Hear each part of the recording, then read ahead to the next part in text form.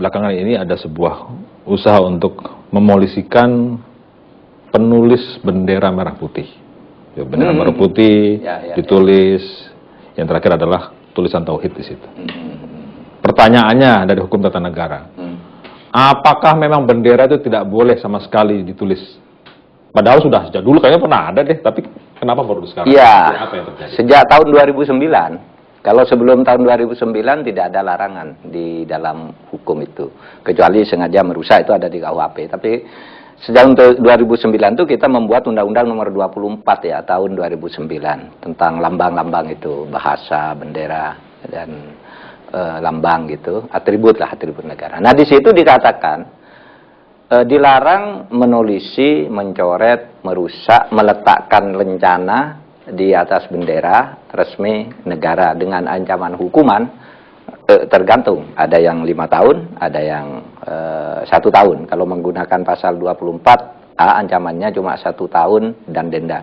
Kalau yang Nur Fahmi 1 tahun. Jadi begini, itu sejak tahun 2004. Tahun 2009, Undang-Undang Nomor 24 tahun 2009. Nah, pada waktu itu memang sudah dilarang menggunakan lambang-lambang itu sembarangan.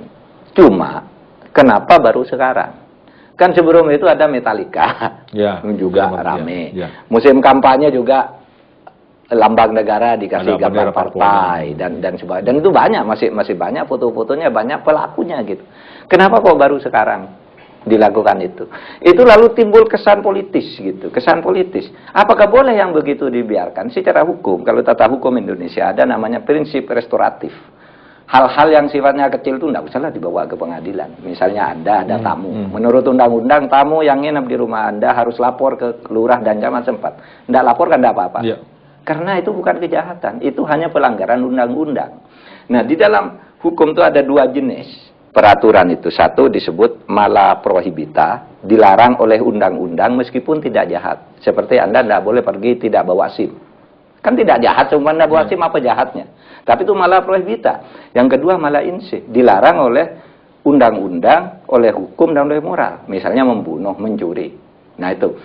Nah, hukum kita itu sebenarnya mulai mengarahkan agar yang berlaku itu mala prohibita. Gitu. Artinya yang masalah kecil udahlah, jangan dibesar-besarkan, apalagi ada orang lain melakukan tidak ditindak dengan cara sama gitu. Itu lalu kesannya sangat politis sekali. Jadi hukum diombang-ambingkan oleh perkembangan politik. Saya mencoba untuk berpikir ala yang memolisikan ini, bahwa bendera merah putih itu ada sesuatu yang sakral, bahwa jangan kemudian merendahkan bendera sebagai lambang negara kita. Bukankah itu baik? Iya, undang-undangnya baik agar merah putih itu tidak diperlakukan sembarangan, gitu ya. Tetapi coba bayangkan kalau Anda meletakkan bendera merah putih lalu diberi gambar sepak bola. Itu karena ingin mengatakan bahwa Indonesia itu hebat loh sepak bolanya gitu. Bukan menghina merah putih. Indonesia itu adaptif dengan persepak bolaan merah putih. Misalnya kalau berprasangka baik. Ditulis Allahu Akbar di bendera merah putih. Kalau niatnya agar Allah itu selalu melindungi merah putih ini misalnya, kan bisa. Tergantung itunya kan, tergantung persepsinya dan latar belakangnya juga, dan latar belakang kenapa dia melakukan itu. Nah, tetapi memang kalau yang begitu-gitu dibesar-besarkan di Indonesia banyak sekali yang begitu di berbagai daerah, di desa orang buat kreasi sendiri-sendiri. Akhirnya energi habis untuk urusan yang gitu. Iya. Habis energi kita ngurus yang kayak gitu-gitu. Kan kejahatan tuh harus kembalikan. Ada mensreanya enggak gitu. Niatnya ada enggak gitu ya. Itu dulu. Kalau perbuatannya itu apakah jahat apa tidak diukur gitu. Ya, tapi mensreanya ada enggak? Orang kadang kalau saking senangnya merah putih dijadikan sarung bantal lalu ditidur kan enggak boleh. Begitu. Jadi apa yang harus dilakukan kalau saya adalah keluarga orang yang dipolisikan karena urusan menulis bendera merah putih, apa yang harus saya lakukan? Nah, polisi bisa segera melakukan bahwa teguran aja, kenapa? Jangan lakukan lagi itu dong, itu dilarang oleh undang-undang. Itu kan itu restoratif justice namanya. Di Indonesia itu sudah ada surat edaran Mahkamah Agung tahun 2012 itu agar penyelesaian kasus-kasus kecil itu selesai dengan damai. Gitu ya, yang kecil ya. Agar pengadilan tidak penuh dengan urusan-urusan yang ketek bengek gitu, orang tidak salah disalah-salahkan, yang dikatakan hanya lupa bawa helm, langsung pengadilannya lama dan sebagainya. Udahlah diingatkan aja, didenda di jalan tetapi diberi tanda terima gitu.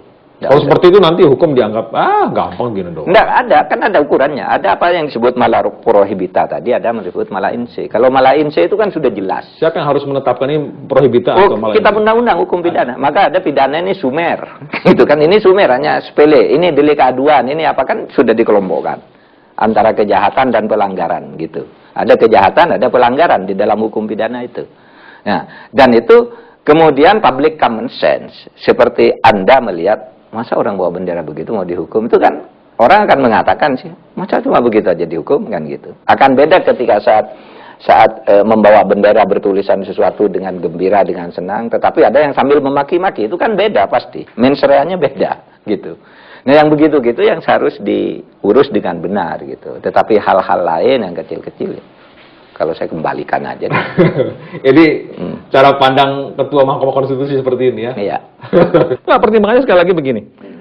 Kalau kemudian pada hal-hal kecil kita menjadi permisif, jangan-jangan itu bisa menimbulkan sebuah eskalasi, lama-lama diabaikan.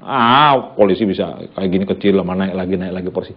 Artinya lembaga seperti kepolisian, lembaga seperti pengadilan tidak dihargai karena tidak keras bertindak menghadapi undang-undang, menghadapi orang melanggar hukum. Iya bisa begitu. Maka prinsip hukum adat itu mengatakan bagaimana Anda menjadikan hukum itu sebagai alat harmoni, bukan untuk menghukum gitu. Itu prinsip hukum adat yang dikenal sebagai restoratif justice. Oleh sebab itu yang kecil-kecil itu dibimbing saja.